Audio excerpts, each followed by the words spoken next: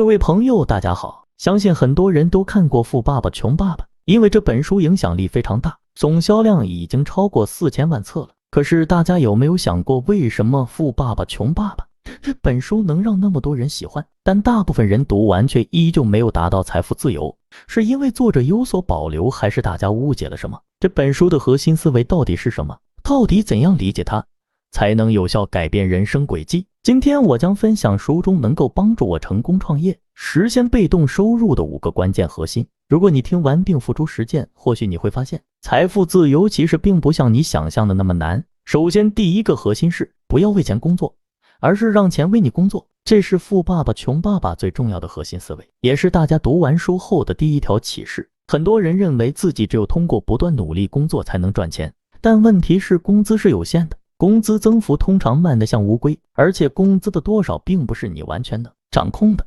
老板不加薪，公司裁员，市场萎缩，都会影响你的收入。富爸爸的思维则完全不同，他认为赚钱的方式不应该依赖单一的工作收入，而是要让钱自己生钱。你要把焦点从工作赚工资转向投资赚回报，这意味着你要培养资产，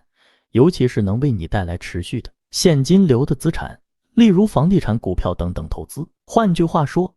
富人是让钱为他们工作，而穷人是为钱工作。第二个核心，资产与负债的区别。很多人搞不清楚这两者。富爸爸说过，资产是能把钱放进你口袋的东西，而负债则是从你口袋取走钱的东西。拿买房子来说，如果你买了一套房子，需要每个月支付房贷，那它就是负债，因为它让你每个月都得从口袋里拿钱出来。但是如果你把这套房子出租出去，每个月收租金，租金减去房贷后，如果还有盈余，那它就是资产。这就意味着，同样一套房子在不同的情况下，它能为你带来不同的结果，一个是负担，另一个是财富的积累工具。富人会不断积累资产，增加收入来源，而普通人则往往被负债束缚。了解这一点后，你就能更清楚地判断自己当前的经济状况，你是拥有资产还是负债在身。第三个核心，从员工到企业家、投资者，你有没有想过，自己为什么会一直停留在员工这个身份？是因为工作稳定，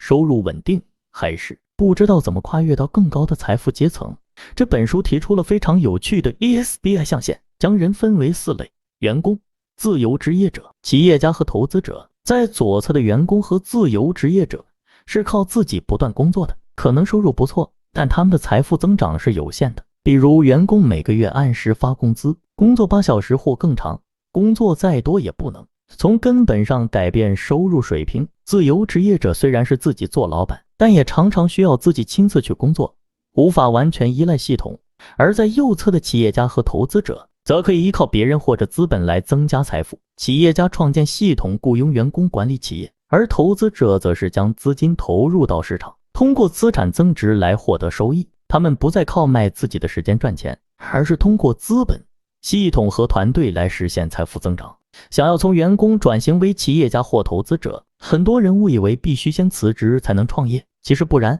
你可以先兼职做副业，等副业成功后再全职投入，这样就能降低风险，同时逐步建立自己的团队、系统，最终过渡到企业家或投资者的角色。第4个核心，多元化选择，不被框架限制。在投资方面，很多人担心风险，觉得自己不懂就不敢去做，尤其是杠杆投资更是让人感到恐惧。但其实这种恐惧大部分来自于对投资本身的不了解。富爸爸认为，很多人之所以没能突破财务困境，是因为他们被自己的框架限制了思维。很多时候别人告诉你股票是危险的，你就容易被这种观念束缚住。其实真正的投资并不是盲目跟风，而是通过学习和积累知识，掌握正确的投资方式。例如，股票市场在很多人眼中是个高风险的地方，但对于一个有经验的投资者来说，股市波动反而是一次次赚取收益的机会。关键在于你是否有足够的投资知识和市场敏感度。如果你能理解市场规律，掌握正确的投资技巧，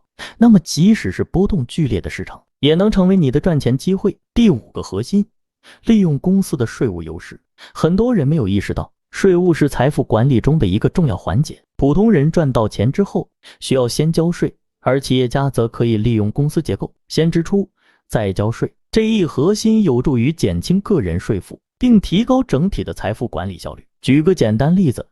如果一个人赚100万，假设需要交20%的税，那么他要交20万，剩下80万。而如果这个人有公司，他可以通过公司支出，譬如用公司的名义买房买车等，把这些支出当作公司的成本，然后再缴税，这样他就可以把税降到最低，剩下更多的资金用于投资和财富积累。很多人认为开公司需要大笔投资，但其实并不是。现在很多地方的公司注册都非常简单，只需要一些手续就能成立一个合法的公司，有效利用公司带来的税务优势，你就能保护和增加自己的财富。这5个核心分别涉及了思维转变、资产管理、企业家精神、投资认知和税务策略，这些都源自于富爸爸的智慧，能帮助我们在财富上跳出传统的思维框架，逐步走向财富自由。如果你能理解并运用这些核心，无论是从创业投资还是资产管理的角度，都能为自己的财务状况带来积极的改变。好了，